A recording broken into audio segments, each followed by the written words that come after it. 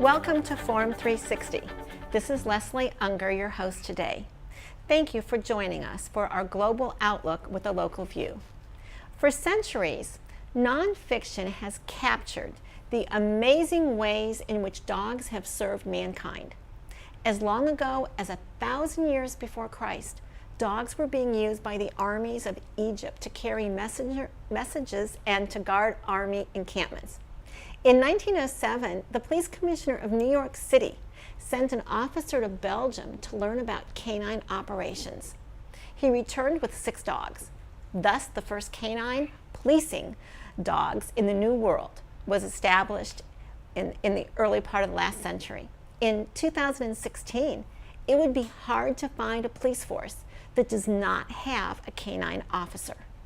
We have read about how many hours they train, how they make our lives safer, and even how some 4-legged police officers have died in the line of duty. Today we have the pleasure of having one of the 4-legged members of the Kent State University Police Force, Baxter, and his human partner, Officer Miguel Witt, who is a 14-year veteran of Kent State's police services. Welcome to both of you. Thank you for having us. Is it okay Glad if to I be was here. more excited to have Dexter here? Is that okay? No, that's perfectly all right. Okay, good. Thank you. Most people are usually more excited to see him than me. You want to arrest I'm me fine for with that or that. anything? I'm Okay, fine with good. Good. So, Officer, first tell us about Dexter. What breed is he? How old is he? Okay. He is a little over 3-year-old Belgian Malinois. And he was born where? He was born in the Netherlands. In the Netherlands. Yes. So his first, he's bilingual. Yeah, pretty right? much. So now his first language was what? Dutch. Dutch. So Yeah. is that what you give him his commands in? Yeah, almost all the commands I give him are in Dutch. The working commands are in Dutch. Huh.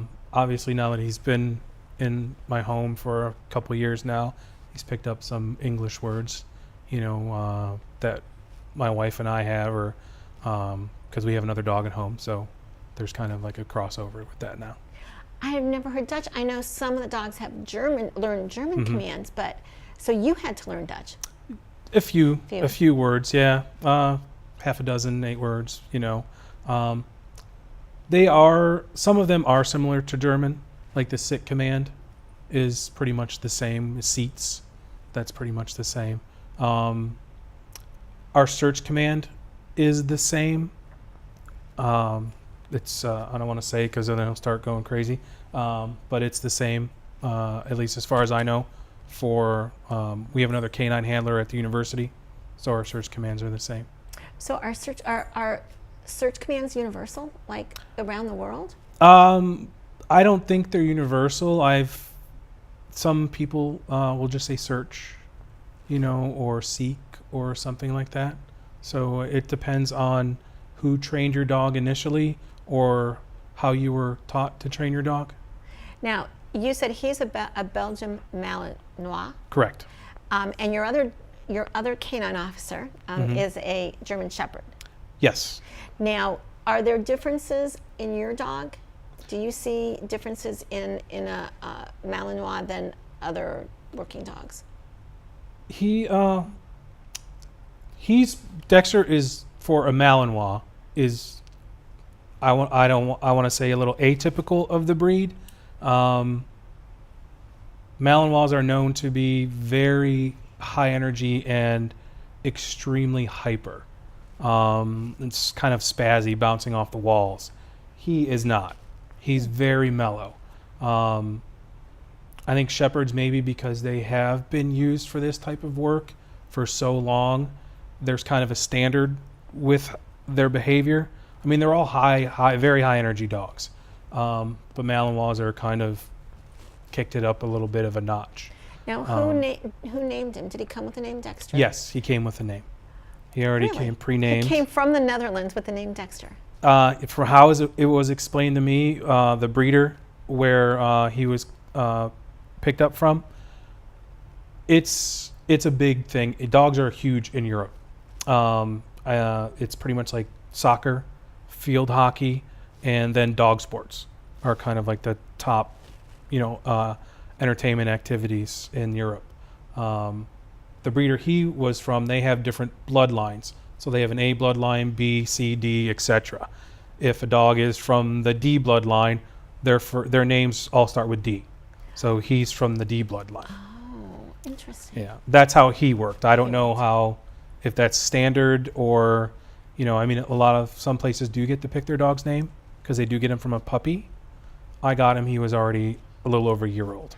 Well, let's talk about when you got him, because I'm curious from both sides. Why is Dexter your first canine partner? Yes. Why did you want to work with a dog? It's the best job ever. I mean, it really is. If you're in this job, policing, they do have certain specialties that you can get into. At the university, for instance, we have a bike patrol. Mm-hmm. So Which I heard the bike patrol during the RNC in Cleveland was a huge part of helping with the crowds and the protesters. They were a they did an huge amazing job, and it's a hard job. I was in charge of our bike patrol at the university for a while, but like in any job, you want to do more if you can. You want to do as much as you can because it kind of makes you more well-rounded. Yes, it keeps the job a little bit more exciting for you. But something like K-9 or maybe a tactical unit, we don't have one, but something like K-9, that's kind of like I don't want to say the pinnacle, but that's one of those jobs that are, SEALs. Yeah, that's one of those jobs that's, that's really specialized. Well, I'm going to ask you in a minute why they wanted you, but let me ask first, what are some benefits to having a canine partner rather than a human partner? I always have somebody to talk to. I mean, you do. All canine handlers, they have conversations with their dogs while we're driving around. It's always a good ear to listen to. Always a sympathetic ear, right, buddy? There's no judgment in it. The dog takes you as you are, and you can take the dog as he or she is, and it's that simple. Now, that tells us why you wanted a canine partner. Why were you chosen? I imagine that there are officers all over the country that want these dogs that are so amazing. Why were you a good fit for a dog?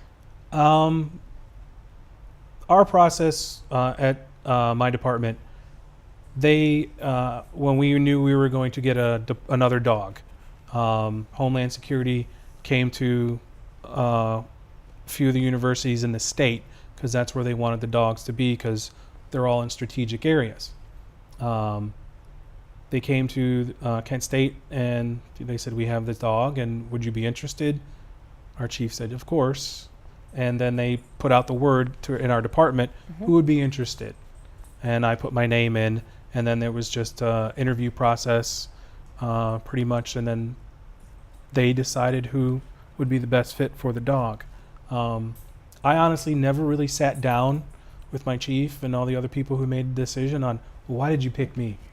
Well, as a communication coach, that's always the answer. I'm always curious. Why you? Why? Now, let me ask, why Dexter? So, do you know what Dexter's training was before he got to you?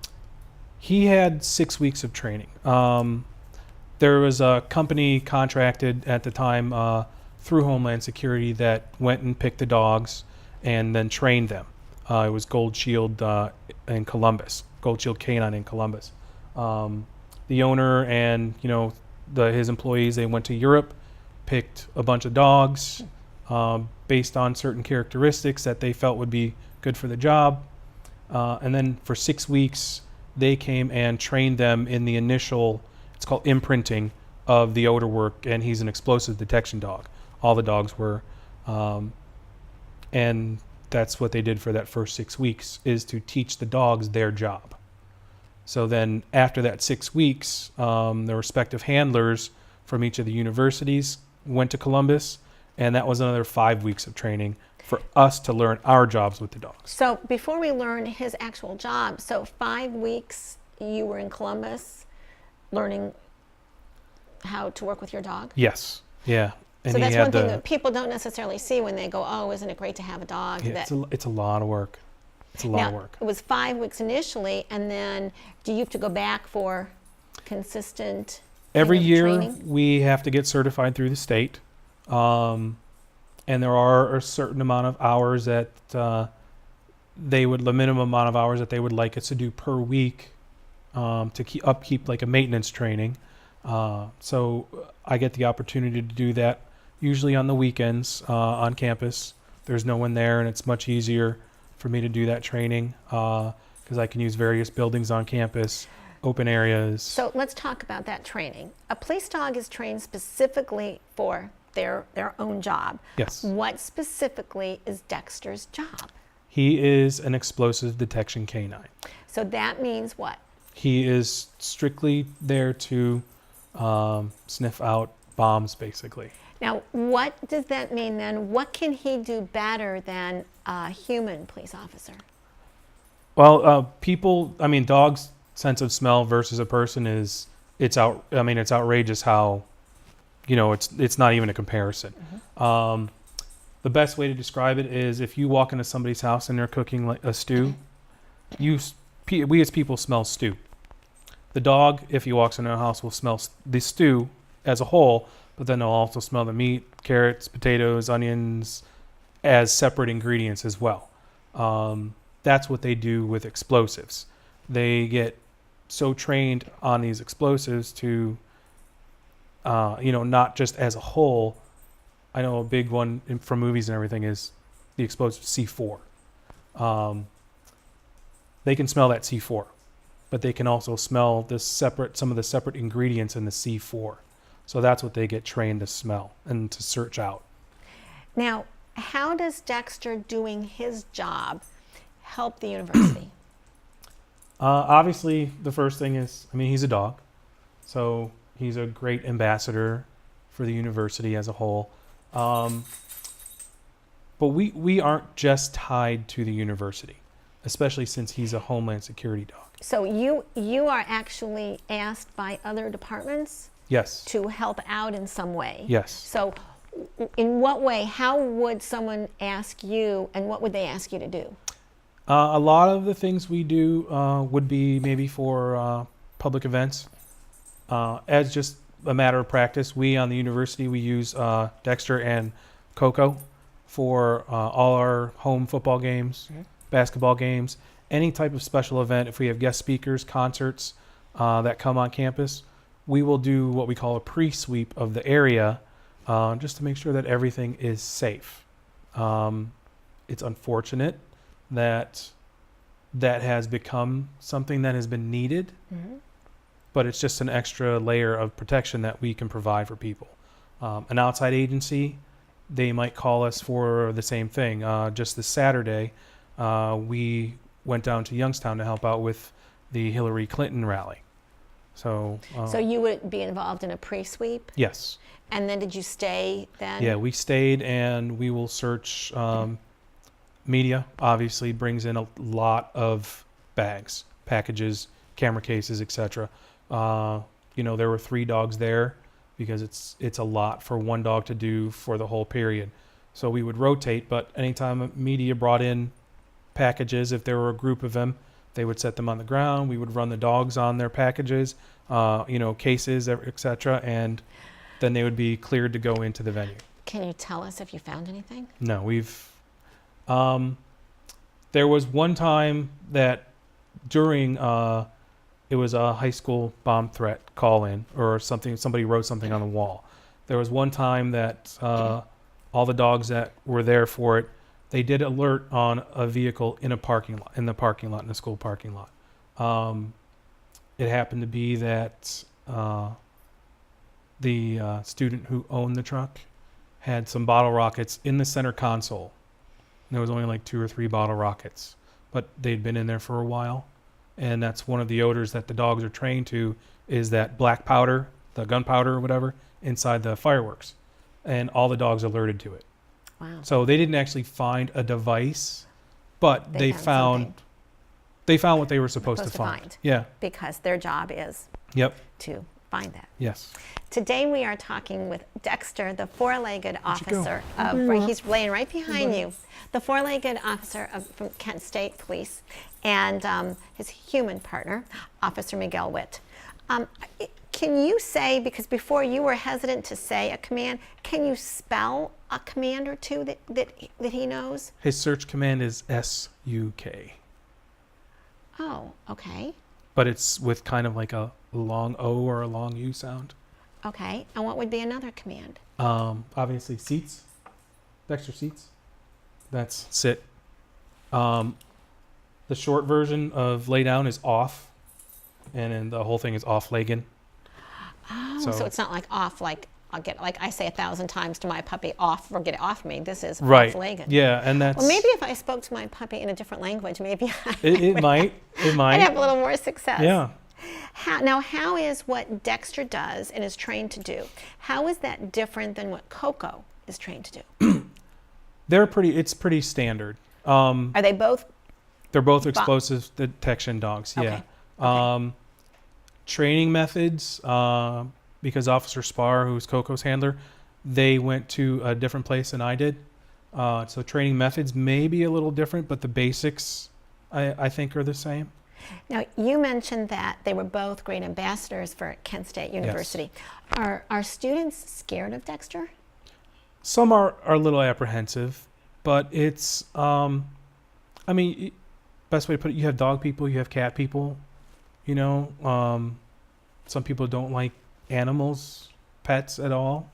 So that's more where it is. And one of the bigger things is, yes, he is a police K-9.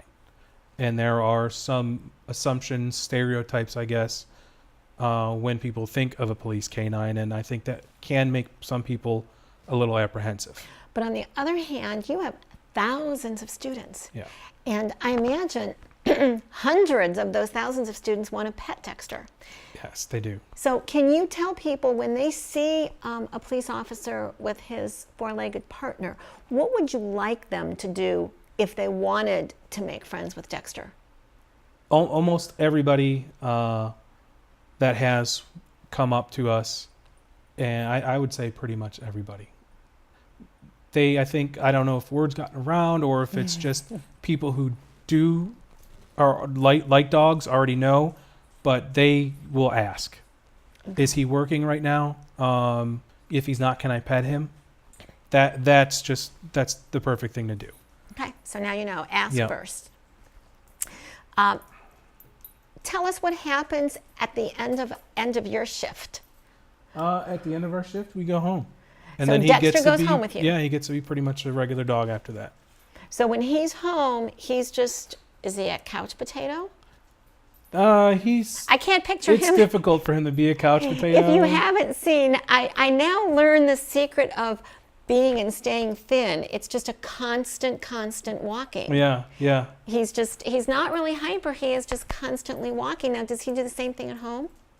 To a lesser extent, but yeah, we have another dog at home, so they will play with each other a lot, which is nice because it kind of takes some of the burden off of me. But he is an extremely active dog. He needs to be active. So what would happen if I came over, or you have a daughter that is how old? She's 17. 17. So if her friends come over, what is he doing and where is he? He'll come up and kind of check everybody out. But he's pretty low key about it. He's not a barker. I was just going to ask you that. I have not heard him bark since I first met you in the parking lot. He's not a barker. Even a lot of times, you'll hear or see other canines, if they're in their car, that becomes their territory. Mm-hmm. So like any dog, they will guard their territory, and one of the ways is they bark. He doesn't do that. It's rare. If he sees another dog, he might. He's done it every once in a while with a person, but it's really rare. Now, I once wanted to ride along with an Akron police officer and their dog, but I was told that the dog was very, very territorial about his car. Yes. Now, what about him? Can other people go in your car? They can. Early on, it wasn't. It's never been an issue because I can take people in the car. But early on for him, it wasn't a big deal. It was more, I guess, oh, hey, who's here? You know, it's a curiosity. Now that he's been working for almost 2 years, again, he doesn't get, I guess, that barky aggressive, but it gets him apprehensive. He's like, okay, who's here? In my space. Who's in my space? In my space. Yeah. You're a part, well, you both are a part of Kent State University. Tell us about Kent State from your perspective. You are walking, I imagine, often on your feet. You're walking around campus. Sometimes you're in the car with him. Yes. But what do you see daily that we, not going there or just driving around campus, may not see? It's a very small, concentrated city during the day business hours. Probably upwards of 20,000 people in a 3.5 square mile area. So, you know, a lot of times they're doing all their business and they're focused on that. So the biggest thing I see sometimes is people aren't paying attention as much as they should. Which should be interesting to see how the Pokemon Go thing works out. Yeah. When you have people walking around and cars and bikes and all that. As if texting wasn't bad enough. Right. Walking or driving Right. and texting. Now it's even 1 degree. Right. Right, more. Yeah. How would you say Kent State is different from other colleges? I mean, I love the place.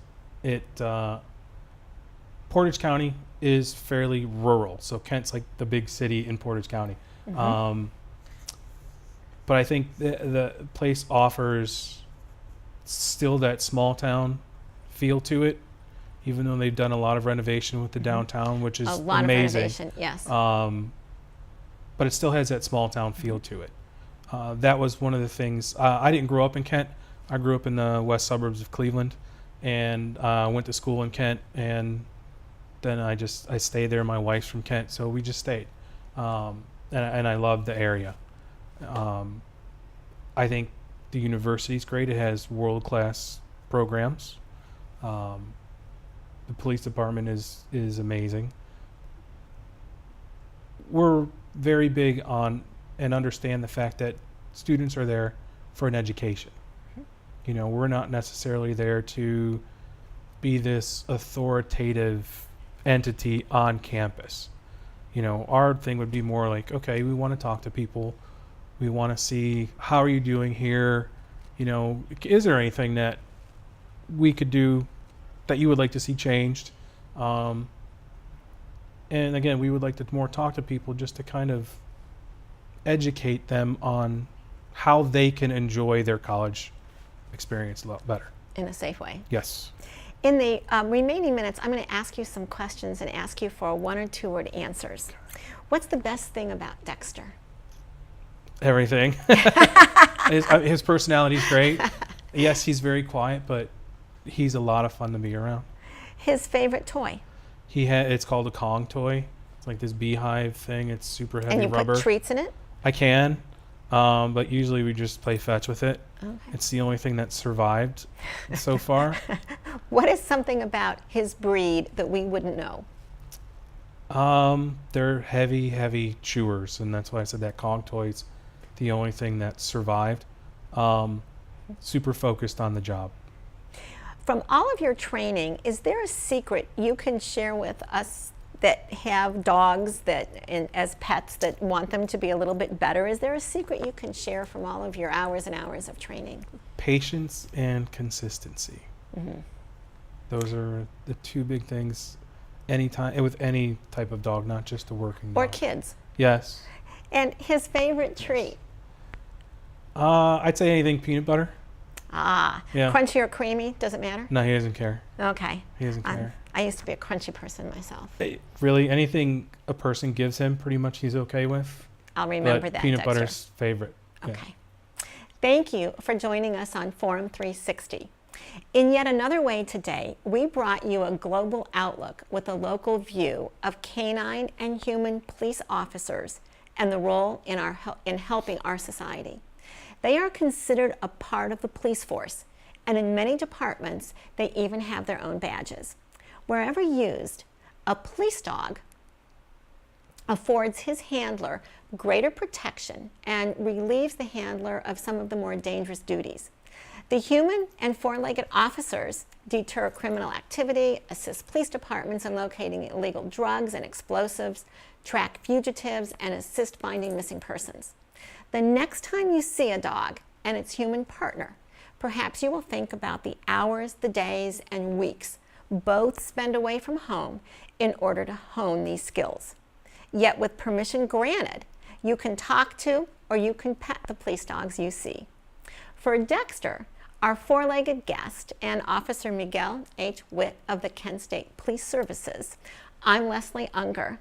Thank you for joining us today. And I have one last question. Yes. Do you see these fake therapy dog vests on dogs? And in a couple words, what's your take on them? I think maybe I've been told that of one. But not a big problem. No, but I do think it takes away from the purpose. Thank you for joining us today. Thank you for having me. Thank you to both of you. Forum 360 is brought to you with support from Electric Impulse Communications, Kim and Harvey Nelson, Rubber City Radio Group, Acronist.com, Hudson Cable, Medical Mutual of Ohio, Forum 360 supporters, and the Shaw Jewish Community Center of Akron.